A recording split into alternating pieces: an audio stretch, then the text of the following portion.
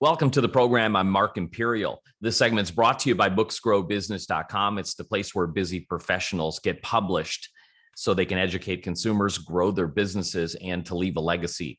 I'm doing a series of spotlights on remarkable exit planning advisors from across the country. And joining me on this segment is Matthew Jack. Matthew, welcome to the program. Thank you for having me, Mark. Happy to be here. Matthew, tell us a little bit about your work and specifically tell us who are the types of clients that you specialize in helping?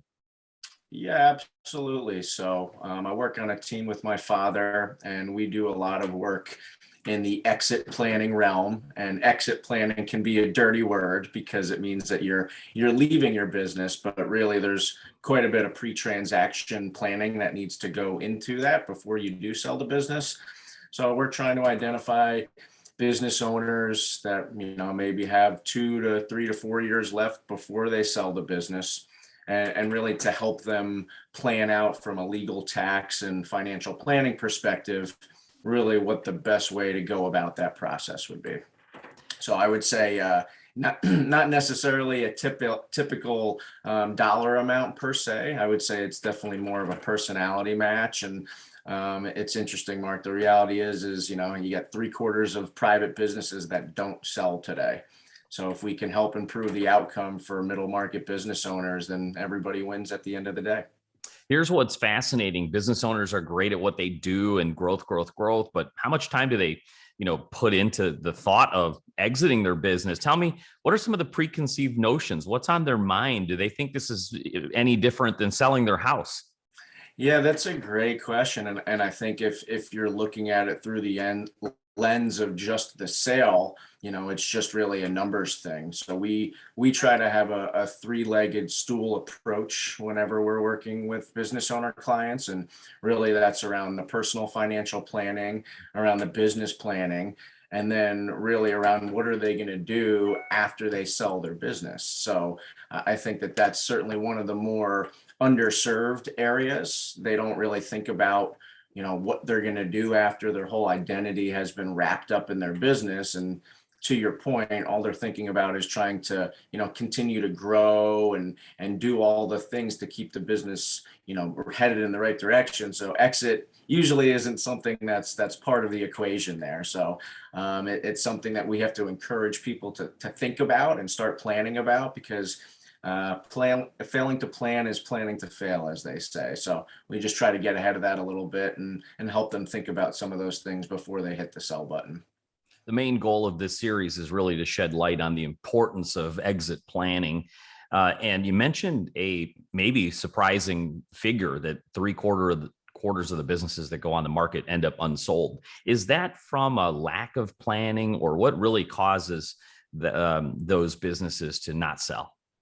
Yeah, that's a great question. So my father and I, as I mentioned, are on a team. We have a designation that's a certified exit planning advisor, which is sponsored by the Exit Planning Institute. And they do a lot of these owner readiness surveys, just kind of polling different owners across the country. And that's really where I pulled some of that statistics from, which is about 70 to 80% of the businesses don't sell. And I think the 3 out of the 4 owners that have sold are really regretted the decision. So I think, kind of taking a look back and really breaking everything down, it can be really overwhelming to be going through this process. So I think, really having a well-defined process in place. And I think it's important to make sure that they're working with the right advisors, because they may have been working with an accountant and an attorney who's a good family friend for a while, but they've never sold a business. So they might not know the language and the ins and outs of it. So I think it's really important to be working with the right folks as well, Mark. We're just coming out of this pandemic, and how has this affected people in planning their exits? Have you seen anything unusual or different in your field? It's a great question. I think one trend that we've noticed is an acceleration of maybe wanting to hit the exit button.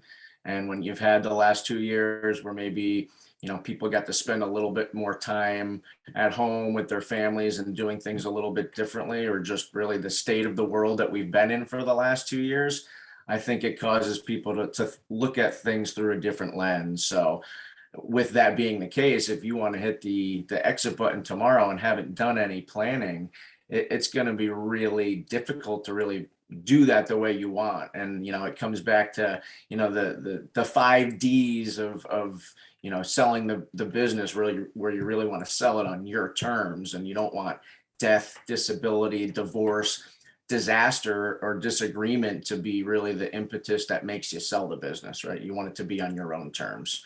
So I think over the last couple of years, you've certainly seen an acceleration of owners wanting to exit, but not every business is sellable for the price that a lot of owners think that it is. So getting a valuation for the business every couple of years, I think, is crucial. And lessening the dependence on the owner so that it's more scalable for any potential buyer is also important. Matthew, what inspired you to even get into this field and help business owners with their exit planning? How did you get started? It's a great question as well. My father owned 3 businesses before he got involved in wealth management.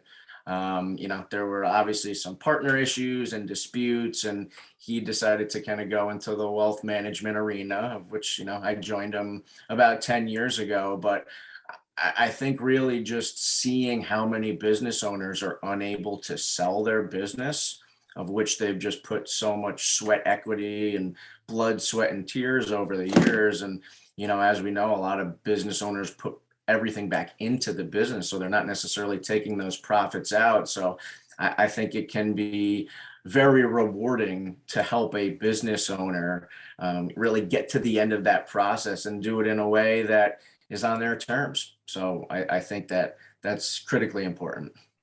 Before I ask you my last question, is there anything about exit planning that I didn't think to ask you that you feel is important to share with business owners considering exiting now or in the near future?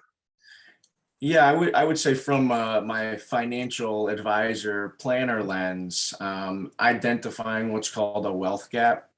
So we take a look at what the current assets of any owner, and really try to identify what amount of income that they'll need each month when they do retire. And then what we try to find out is, okay, well, what's the value gap? How much do you have in assets versus how much do you need to sell the business for in net after tax proceeds to really be able to support your future lifestyle? So without that, you don't really have a number that you need to sell your business for. So it's kind of a helpful compass and a guiding point, where the business may already be at a point where you can accomplish all your goals going forward and live the lifestyle that you want. But in the case that it's not, we can put you in touch with maybe some business consultants who can help the business grow to the point where you are comfortable when you do exit. Sage advice. Matthew, for business owners listening that would love to speak with you, how can they find you and connect with you? Yeah, so I'm on LinkedIn, which I think all of us need to have a digital presence today. And we also have a website for our team at Morgan Stanley, which is the Legato Group, Legato. And my father and I are both musicians. So legato is a musical term in Italian, which means tied together. So we try to tie together all different aspects of our clients' lives, really to help them achieve what's most important to them. So that would probably be the best way for people to reach out to me, Mark. I love that. That's terrific. Matthew, this has been great. I really appreciate you taking the time to share with my audience today, and I wish you continued success for you and for all of your clients. Thanks, Mark. And we wish the same for you as well. Thanks for having us on. We appreciate it. That was Matthew Jack, and this segment was brought to you by booksgrowbusiness.com. It's the place where busy professionals get their books done and published to educate consumers, grow their businesses, and to leave a legacy. That's all for now. I'm Mark Imperial, and thanks for joining me.